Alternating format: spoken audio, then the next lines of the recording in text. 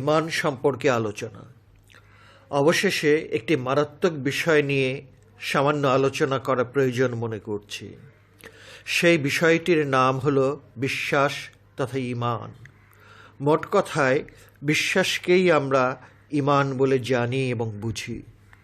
এই বিশ্বাস তথা ঈমানের প্রকারভেদ কোরআনেই পাই। এলমুল ইয়াকিন, আইনুল ইয়াকিন এবং হাক্কুল ইয়াকিন। ঈমানের প্রথম সিঁড়ি তথা ধাপ তথা সোপানকে বলা হয় ইলমুল ইয়াকিন।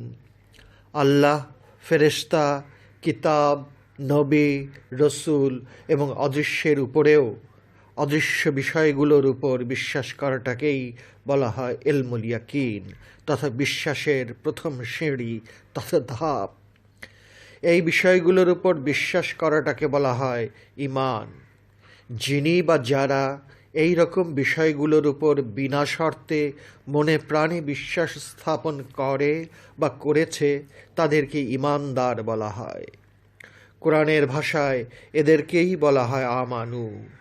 এই আমানুদের ঈমানের ভিত্তি হালকা, দুর্বল এবং চলে যাওয়ার ভয় থাকে বলেই আল্লাহ পাক এই রকম ঈমানদারদের উদ্দেশ্য করে বলেছেন, হে ঈমানদারেরা, তোমরা আবার আল্লাহতে ঈমান আনো। এর পরের ঈমানটি তথা বিশ্বাসটির নাম হল আইনুল ইয়াকিন এবং এই ঈমানটি গভীরতার প্রশ্নে দ্বিতীয় শ্রেণীতে অবস্থান করছে, যদিও এই ঈমানটি প্রত্যক্ষ বা চাক্ষুষ জ্ঞানের ঈমান।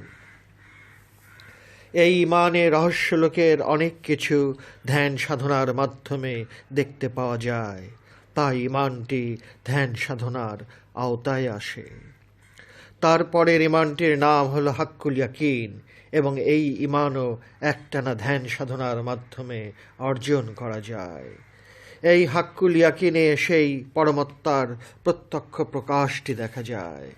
তাই এই ঈমানই হলো বিশ্বাসের চরম তথা চূড়ান্ত পর্যায়। এখান থেকেই তৌহিদ এবং মিলনের শুরু হয়। এই ঈমানের বলয়ে যখন সাধক ধ্যান সাধনার মাধ্যমে অবস্থান করেন তখন পরমাত্মার চাক্ষুষ জ্ঞান প্রাপ্ত হয় এবং পরমাত্মার মধ্যে জীবাত্মা ফানা হয়ে যায়, অনেকটা পানিতে চিনি মেশানোর মতো। চিনি পানিতে মিশে যায় সত্য, কিন্তু পানি পানি এবং চিনি চিনি। জীবাত্মা পরমাত্মার সঙ্গে মিশে যায় বটে তথা ফানা হয়ে যায় বটে, কিন্তু হাকিকতে জীবাত্মা জীবাত্মাই এবং পরমাত্মা পরমাত্মাই। মিশে যাওয়ার রূপটিও দেখেছি, আবার উভয়ের অবস্থানের পার্থক্যটিও দেখতে পাই। মনসুর হাল্লাজের জীবাত্মাটি পরমাত্মার সঙ্গে মিলেমিশে একাকার হয়ে যাওয়ার পরই বলেছিলেন, আনা আল হক, তথা আমি একমাত্র সত্য। আমি একমাত্র সত্য এই কথাটি পরমাত্মাই বলেছেন। জীবাত্মার এরকম কথা বলার অধিকার নাই এবং বিধান রাখা হয়নি। আমরা দেখতে পাচ্ছি জীবাত্মার অধিকারী মনসুর হাল্লাজি বলছেন, আমি একমাত্র সত্য। বাণীটি একমাত্র পরমাত্মার বাণী এবং ঘোষণা। পরমাত্মা জীবাত্মার সঙ্গে মিশে যেতে পারে, কিন্তু পরমাত্মার সত্তাটি সম্পূর্ণ পৃথক এবং সম্পূর্ণ ভিন্ন মনে হবে। মাইক এবং স্পিকার বলছে, আসলে পরমাত্মার বাণী পরমাত্মাই ঘোষণা করছেন। এখানে সেই সুফিবাদের বিষয়টিতে তালগোল পাকিয়ে ফেলা হয়, কারণ ইহা তথা এই বিষয়টি একটি অতি সূক্ষ্ম বিষয়।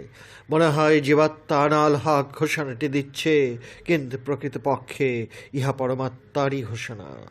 ধ্যান ধারণার কিছুটা অবশিষ্ট থাকলেও মিলন এবং হাক্কুল ইয়াকিন তথা প্রত্যক্ষ জ্ঞান লাভ করা মোটেও সম্ভবপর নয়। তৌহিদ স্তরে যখন জীবাত্মাটি অবস্থান করে সেই অবস্থাটির নাম হল ফানাফিল্লাহ। সুতরাং তৌহিদ স্তরে অন্তরটিও ফানা হয়ে যায়। এই স্তরে খান্নাসরূপী শয়তানটি আর অবস্থান করতে পারে না। সাধক দেখতে পান যে সাধকের বাম দিক দিয়ে খান্নাসরূপী শয়তান পালিয়ে যায়, সাধকের ডান দিক দিয়ে খান্নাসরূপী শয়তানের পালাবার বিধান নাই। কারণ ফানাফিল্লার স্তরে অবস্থান করা মাত্র সাধক দেখতে পান যে আপন গুরু তথা পীরও চলে যান।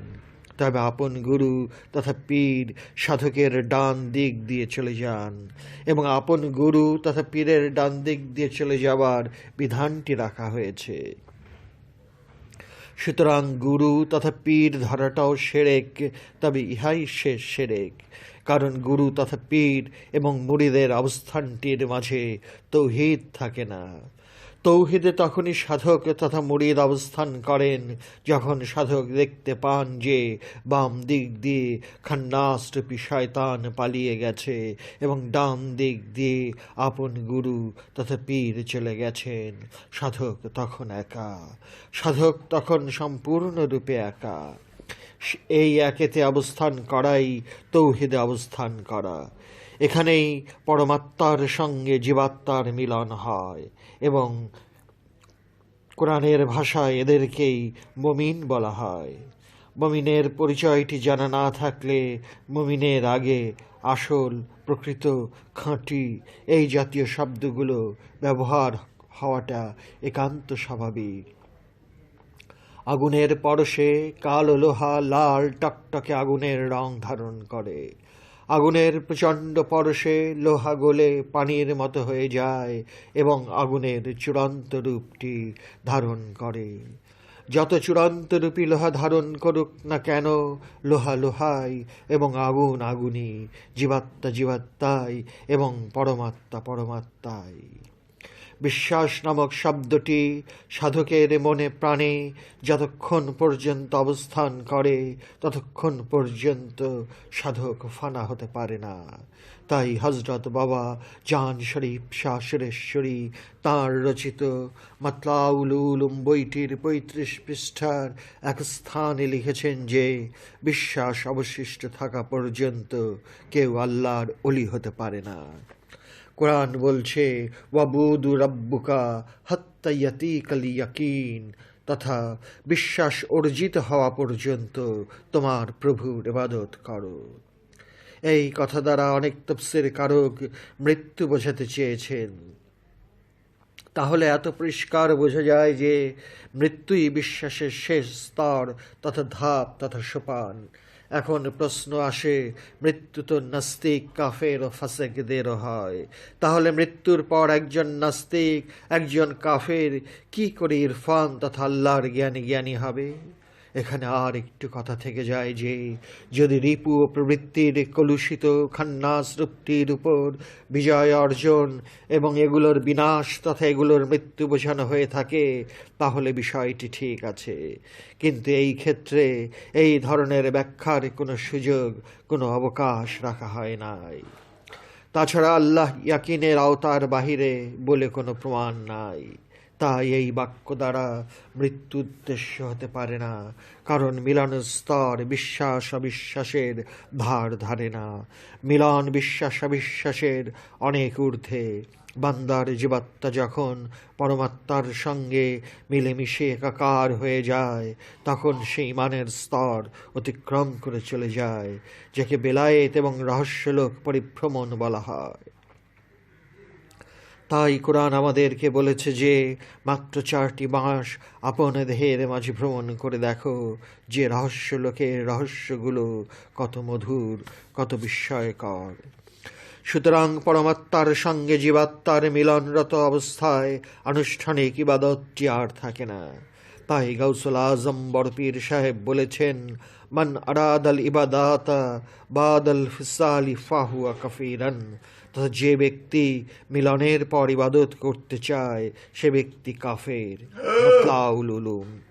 এই বিষয়গুলোর রহস্য বিস্তারিত জানবার আগ্রহ থাকলে বাবা জান শরীফ শাহ সুরেশ্বরী রচিত মাতলাউল উলুম বইটি পড়বার অনুরোধ করছি।